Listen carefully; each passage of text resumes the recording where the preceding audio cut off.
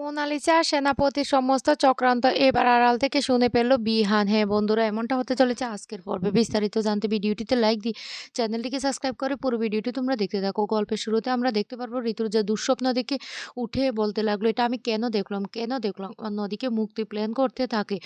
মুক্তি তখন ওই ইরিন, মাহি এমনকি মোনালিসার সাথে প্ল্যান করতে থাকে কিভাবে কম্পাসে সেই ডিনার পার্টিটা ক্যানসেল করা যায়। তখন ওদের সাথে পরামর্শ করে বলতে লাগলো, আমি যেভাবে বলছি ঠিক সেভাবে করতে হবে। এখন অনেক রাত হয়ে গেছে, যাও তোমরা গিয়ে ঘুমিয়ে পড়ো। তখন মোনালিসা বলতে লাগলো, ঠিক আছে মুক্তিমাসি, আমরা তাহলে এখন চলে যাচ্ছি।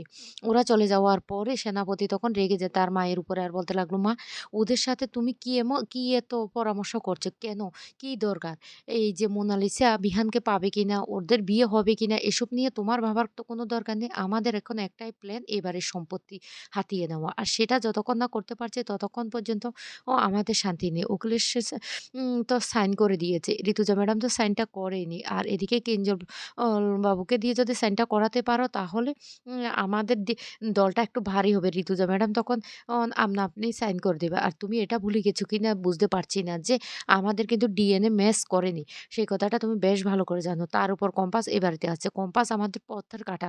ও আমাদের সবথেকে বড় শত্রু। ও যতক্ষণ আছে ততক্ষণ এত সহজে আমরা কাজটা সাকসেস করতে পারবো না। তাই তুমি ভালো করে মাথায় ঢুকিয়ে নাও কি করতে হবে। মুক্তি তখন বলতে লাগলো, তুই এটা নিয়ে একদম চিন্তা করিস না সেনাপতি। কালকে আমি কিঞ্জলকে দিয়ে সাইনটা করিয়ে নিব। তারপরে ঋতুজাকে দিয়ে সাইন করানোর দায়িত্ব আমার উপর ছেড়ে দে। আমি দেখছি তো সবটা। আর এদিকে ওদের সাথে আমি কেন প্ল্যান করছি সেটা তুই বুঝবি না। তুই ততটুকু বুঝতে পারবি না। আরে বিহান আর যে কম্পাসের মধ্যে ফাটলটা যদি ধরাতে পারে তাহলে আমাদেরই আখেরে লাভ হবে। তুই বুঝতে পারছিস না কেন? সমস্ত কিছু না আমি একসাথে করব। তুই শুধু আমার উপর একটু ভরসা রাখ। দেখ কয়েকদিনের মধ্যে সমস্ত সম্পত্তি আমাদের দুজনের নামে হয়ে যাবে। এ নিয়ে তুই একদম ভাববি না।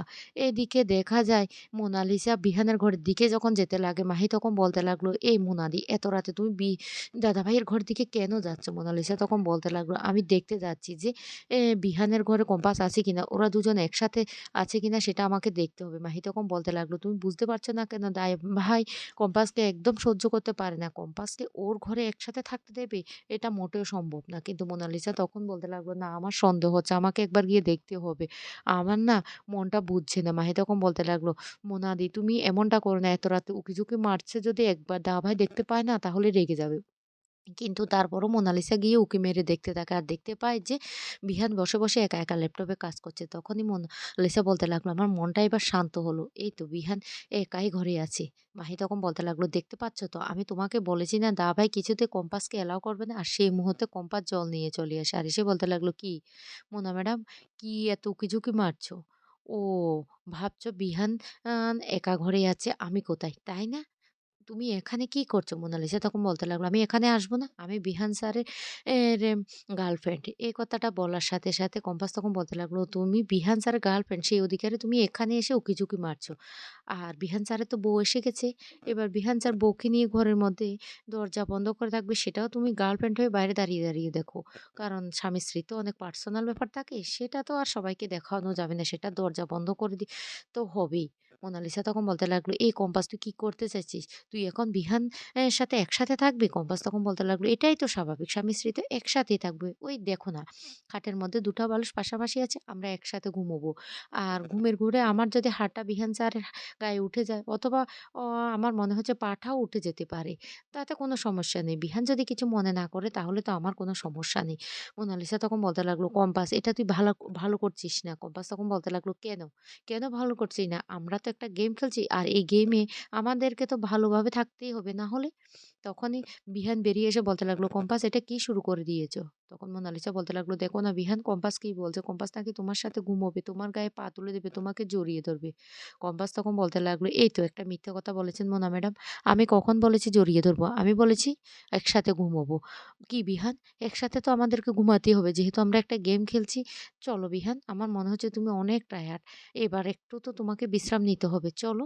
Mona madam tata, bye bye. আপনি বাইরে দাঁড়িয়ে অপেক্ষা করুন। আমরা না বিশ্রাম করার জন্য ঘরে চলে যাচ্ছি। আর দরজাটা তো বন্ধ করেই দিতে হবে। বিহান তখন কোনো কথাই বলে না। কম্পাস তখন বিহানকে টেনে ঘরের মধ্যে গিয়ে মুখের উপরে দরজাটা বন্ধ করে দেয়। তখনই মোনালিসা কান্না করে বলতে লাগলো, "বিহান এটা তুমি করতে পারো না। তুমি এইভাবে কম্পাসকে উম এব এ বাড়াবাড়ি করতে সাহায্য করতে পারো না। তুমি আমার, তুমি আমাকে ভালোবাসো। আর তুমি এখন কোনো কথাই বললে না? না এটা হতে পারে না।" এই বলে প্রচণ্ড কান্না করতে থাকে মোনালিসা। আর সেই মুহূর্তে তখন চলে আসে সেনাপতি। সেনাপতি এসে বলতে লাগলো, "এই মোনা, এখানে দাঁড়িয়ে থেকে কোনো লাভ নেই। এদিকে আয়, তোর সাথে আমার কথা আছে।" অন্যদিকে কম্পাস ঘরের দরজা বন্ধ করে দিয়ে হাসতে থাকে আর বলতে লাগলো, "মোনা ম্যাডাম এবার দেখো না কি হয়।" অন্যদিকে সেনাপতি সেই মোনালিসাকে একটা জায়গায় আলাদা করে নিয়ে যায়। আর নিয়ে গিয়ে দুজনে পরামর্শ করতে থাকে। এদিকে কম্পাস ঘরের মধ্যে গিয়ে বালিশটা নিয়ে যখন আলাদা করে ঘুমোতে যাবে, বিহান তখন বলতে লাগলো, "এই তো তুমি একটু আগেই তো বলেছিলে যে" তখন কম্পাস বলতে লাগলো, "কি বলেছিলাম?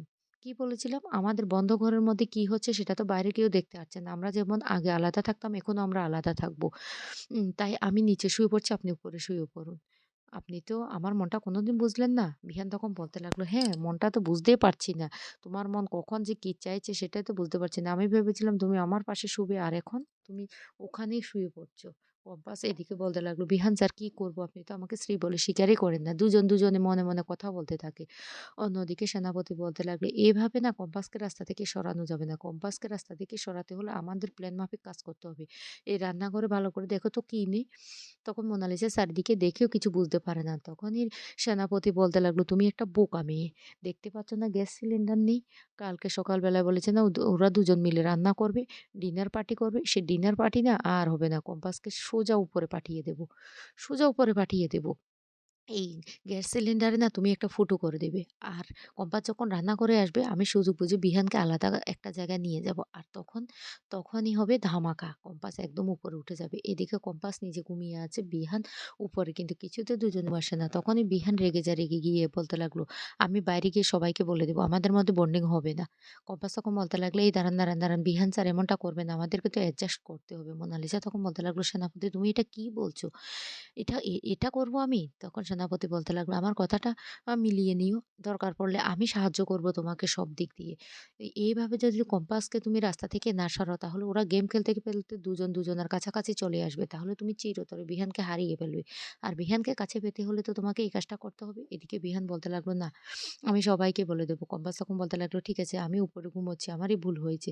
প্লিজ দয়া করে আপনি কাউকে কিছু বলবেন না।" তখন বিহান বলতে লাগলো, "আমার না একদম ঘুম আসছে না। আমি একটু বাইরে থেকে আসি।" কব্বাস তখন বলতে লাগলো, "আপনি এত রাতে কোথায় যাচ্ছেন?" বিহান তখন বলতে লাগলো, "এই তো যাবো আর আসবো।" এই বলে বিহান বাইরে বেরিয়ে আসে। এদিকে রান্নাঘরে প্ল্যান করতে থাকে সেনাপতি আর মোনালিসা। মোনালিসা তখন বলতে লাগলো, "আমি বিহানকে পাওয়ার জন্য সব করব। সব করতে পারবো। দরকার পড়লে গ্যাসের সিলিন্ডার এর 5 ফুটও নয়। আরো অন্য কিছুও করতে পারবো।" তখন কম্পাস বিহানকে খোঁজার জন্য কম্পাসও বাইরে চলে আসে। আর দুজন আসতে হঠাৎ করে রান্নাঘর থেকে শব্দ শুনতে পায়। আর সেখানে দাঁড়িয়ে সেনাপতি আর সেই মোনালিসার সমস্ত কথা শুনে চমকে যায় বিহান আর কম্পাস।